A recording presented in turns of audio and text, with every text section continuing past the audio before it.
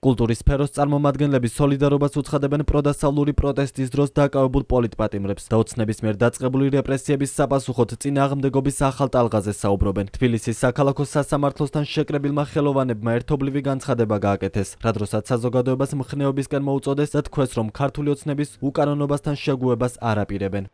ჩვენ ვამბობთ, რომ ჩვენ ფორმაში ვართ, ჩვენ ვიდგებით ყოველი უკანონოდ დაკავებულისა და დაზარალებულის გვერდით და ჩვენ ვდგავართ დემოკრატიის სადარაჯოზე, ამიტომაც ჩვენ არ დავიღლებით და თუ კი იწყება ტერორის ახალი რაუნდი, მაშინ წინააღმდეგობის და ბევრად ეფექტური წინააღმდეგობის ახალი რაუნდიც დაიწყება.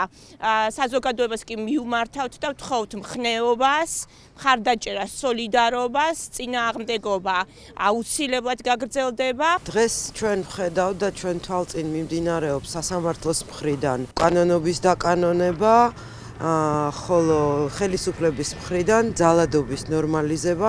ჩვენ ამას არ შევეგუებით და წინააღმდეგობა, რა თქმა უნდა, გაგრძელდება სოლიდარობა რეჟიმის ტყვეებს, სოლიდარობა ყველა უკანონო დაკავებულს. საქალაქო სასამართლოს წინ შეკრებილმა კულტურის სფეროს წარმომადგენლებმა მოსამართლეებს პროდასავლური აქციების დროს დაკავებული მოქალაქეების გათავისუფლებისაკენ მოუწოდეს და თქვეს, რომ ციხეში მყოფი მოქალაქეები უფრო თავისუფლები არიან, ვიდრე რეჟიმის მსახურები. კიდევ ერთხელ ხმამაღლა ვაფიქსირებთ ჩვენს აბსოლუტურ მიუღებლობას საქართველოს გზის რუსეთის და ბელარუსის მიმართულებით.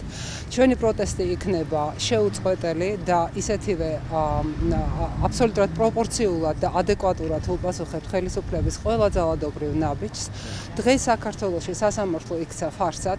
ჩვენი დაკავებული მოქალაქეები შინაგანად მეტად თავისუფალნი არიან, ვიდრე რეჟიმის მოსამსახურედ ქცეული ქართული სასამართლო. ანუ ჩვენ მოვუწოდებთ საქართველოს სასამართლოს დადგეს სიმართლის მხარეს, გაათავისუფლოს უკანონოდ დაკავებული ტყვეები და ემსახუროს მოქალაქის და ქვეყნის ინტერესებს. 28 ნოემბერს დაწყებული პროდასავლური აქციების განმავლობაში ქართული ოცნების პოლიციამ 500-მდე ადამიანი დააკავა. მათ შორის 50-მდე პირის სისხლის სამართლის საქმეზეა დაკავებული და მათ მრავალწლიანი პატიმრობა ემუქრება. დაკავებულთა შორის არიან კულტურის სფეროს წარმომადგენლები. მსახიობ ნატა მურვანიძის თქმით, ისინი გამწარებული დედების გვერდით დგანან და ყოველთვის მათ მხარეს იქნებიან.